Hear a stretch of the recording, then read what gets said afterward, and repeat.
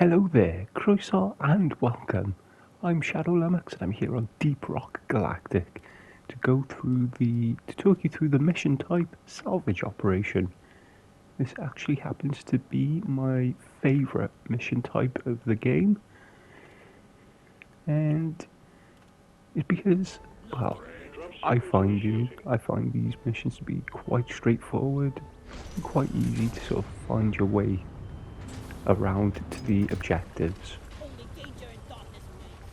The point of a salvage operation is that a previous team of dwarves have come down into the mine to dig and have got themselves killed, and your job is to go in and retrieve the drop pod and the mules that they had brought down with them.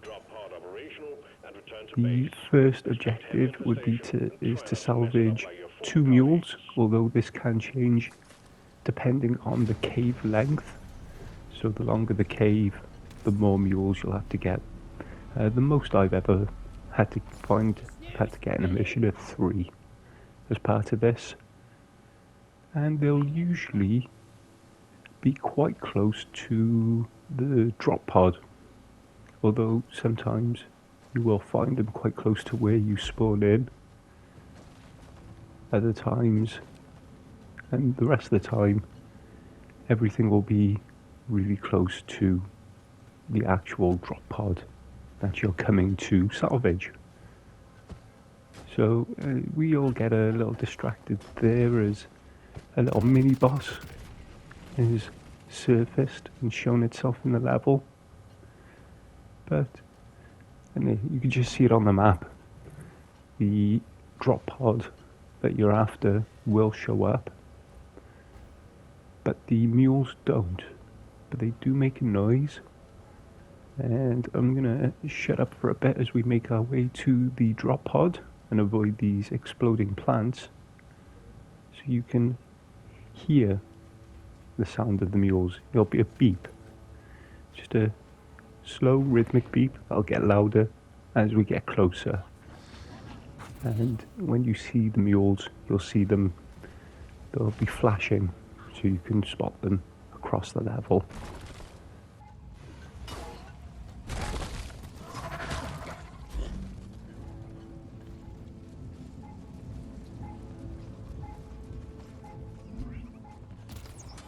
And as you can see here, we've got to the drop pod, which is just there on the left, and I've seen one of the mules as well. So with the gunner, we've just set up some zip lines to go there. I'm actually playing with the same group of players I did a few missions with this day that I've done this recording. So we worked out our teamwork. So one of the other scouts has already made their way to the second mule, so I don't even have to bother locating that. I can just deal with the one I've already located as I pick up a fossil. That is part of our secondary objective for this mission. When you get close, someone's already activated it, but it'll tell you to hold square to scan for legs, and once you've done that, the legs will appear on the map, and you can see they're flashing a little bit as well, and you can also just see the other mule there in the distance, which one of my colleagues has managed to find and find a whole load of trouble at the same time. You can see there, I got one of the legs, took it to the mule, press square again, you attach the leg to the mule. You only need to find 3 legs, and they will usually be more than you need in the level, but sometimes they can be in some really weird places. Usually they're quite close in proximity, but because this is a procedurally generated level, just because they're close distance-wise doesn't mean it's actually easy to get to the mule or take the legs to the mules. Fortunately, in this case, It just happens to be just around the corner, but you can have it where it's 2 or 3 floors below the actual mule. But once you get your 3 legs and you've attached them to the mule, you then just hold square to repair. As you can see, the other mule's already been finished. And then once you've done this bit, you'll get a button to uplink back to mission control and to return the drop pods. I always do this straight away, even if I'm joining someone else's game. You can still deposit minerals in the drop pod that you've located, and it just helps progress to the next stage of the mission. But the mini boss that we located earlier, the Corlock Tyrant Weed, has resurfaced again, and we will take out this mini boss. You get, I think they're called Corlock shards, but we'll see in a bit. It's 3 big crystals that get you a fair decent chunks of golden XP if you salvage them and you make it back. And it's just here, just to the other side of the drop pod. And it's just down here. My fellow dwarfs are already attacking it. And you can see the Corlock sprouts there. These are weird, like tentacles that appear out of the ground and will shoot you. The aim is you take those sprouts out, and the Tyrant Weed, the centerpiece, will open up and it'll expose a soft area that you can shoot. When you see the health bar red, it means it's opened up. When the health bar goes grey like that, it means it's closed and armoured and you can't hurt it, so don't waste your armour. One of my colleagues has highlighted it, so it always stays on the map. And that's something everyone should get into the habit of doing, I think. Using your pointer, just holding L1, and then using R2 to mark stuff, especially enemies, because the highlight of the enemies will stay visible even through walls. So it's really handy for keeping track of bosses as you're moving around. But once we get into our rhythm, this all quickly get sorted. This only hazard level 2, so you do this on hazard level 4 or 5, this can be a hectic little mini boss. But once you know what you're doing, you keep your distance, and you all work together, and you'll eventually get through it. As the gunner, I always like to stand about mid-range from the battle, mid to long range, so I can basically see everything and shoot everything, as is my job. And there we go, we've finished the Tyrant Weed, and you can see the Tyrant shards there, and also a whole load of resources. I'll also explode some loot bugs, because, well, it's just a bug thing. Fortunately, as the gunner, don't have to worry about doing any tricks by throwing the crystals up to the different ledges, and just set up a zip line and slowly make our way there. The best advantage of the gunner is this zip line, because everyone can use it. It makes returning those crystals a doddle, especially and it's not just even in this mission type, in point extraction, in egg hunt, which I haven't gone through yet, and any of the side missions where you've got to take something big and carry it back to the drop pod. Gunners just make this a very, very easy task. But as we start as a group to look towards the next objective, we've already sent the mules back to the drop pod.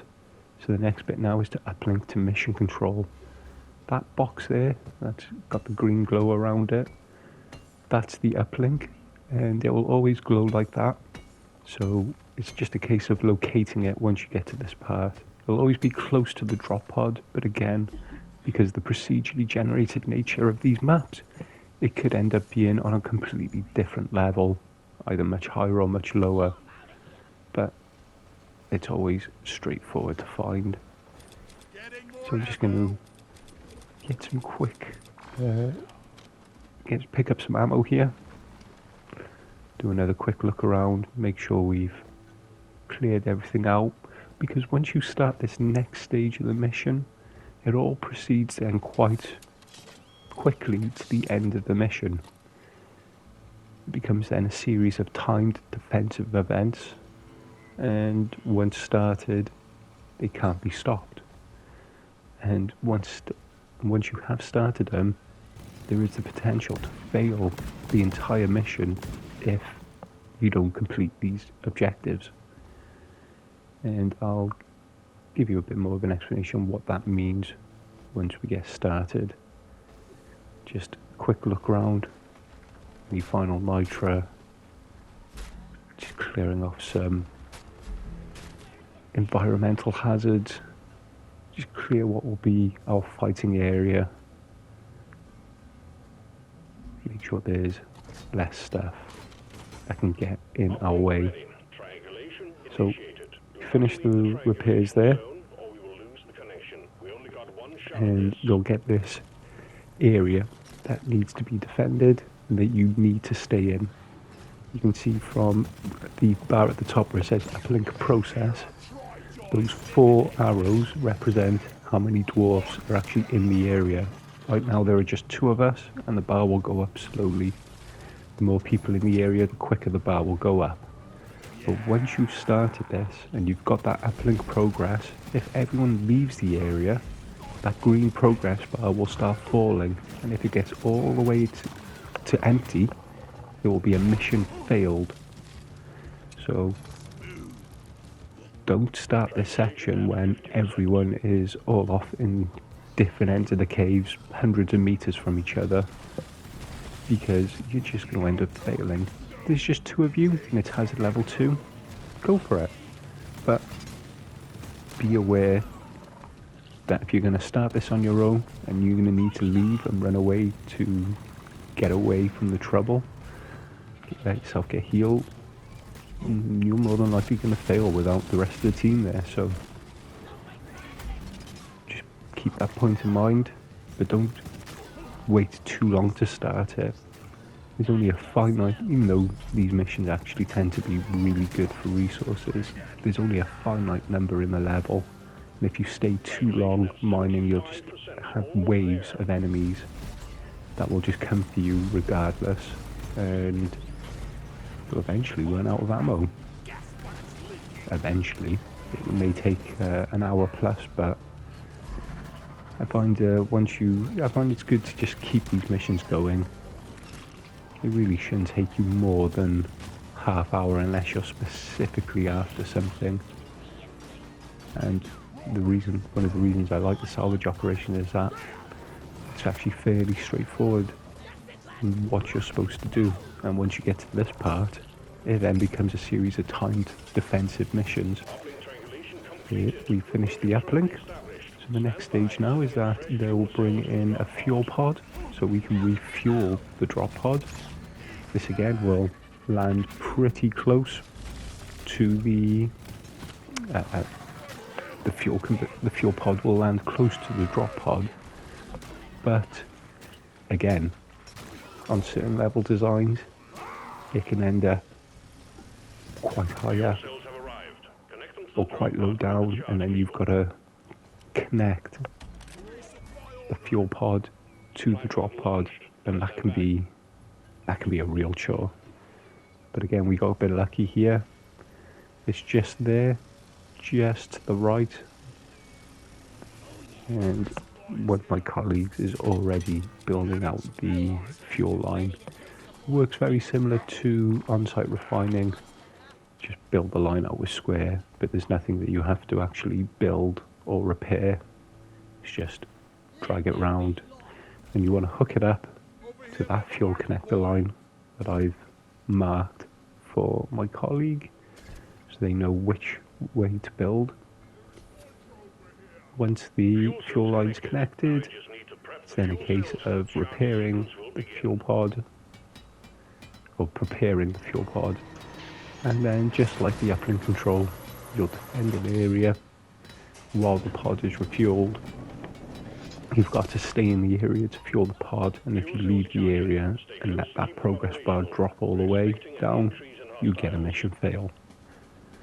And then once the pod is fueled, you'll get another timer, which will be the pod preparing to leave.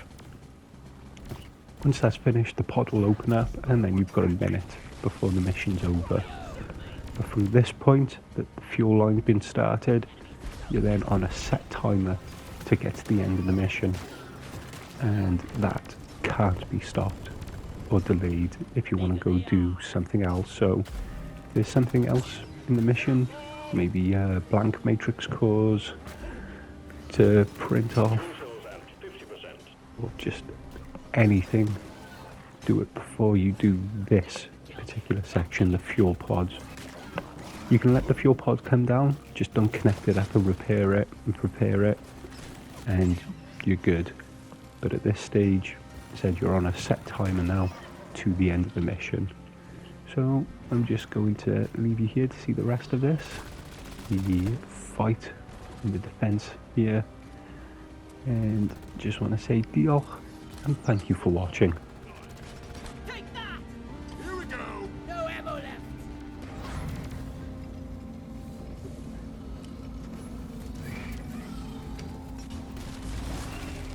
Go down, please! Detonation station!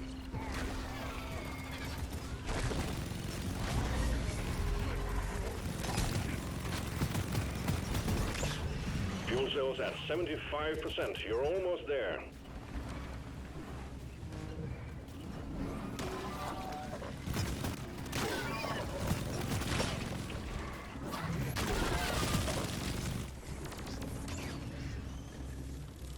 We order a supply drop like really soon.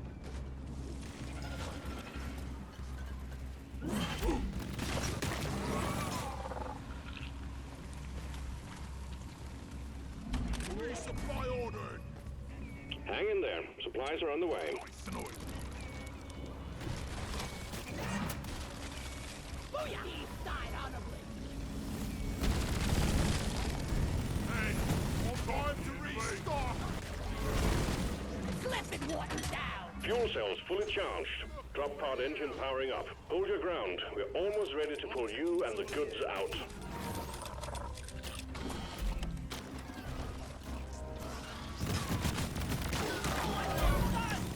Pod reactor spooling up.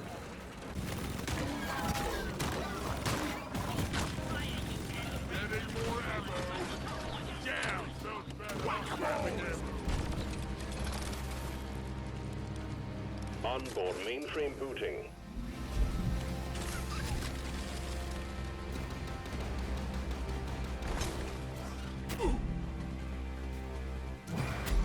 Calculating orbital trajectory.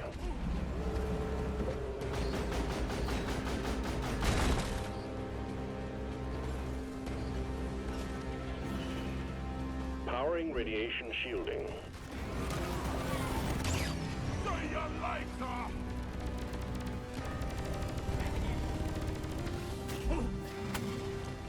ECOM operational.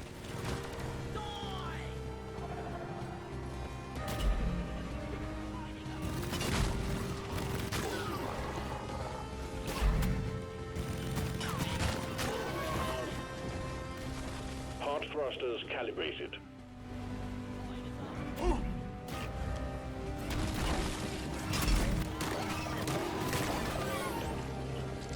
Drop pod powered up and ready to leave. It's time to bring it all home. Get on board, we're leaving with or without you.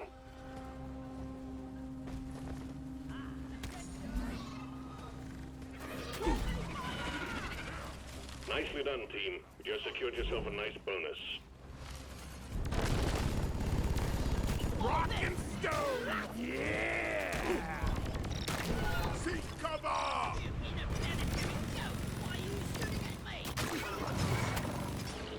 Rock on. Rock and roll and stone! Why is this so fun?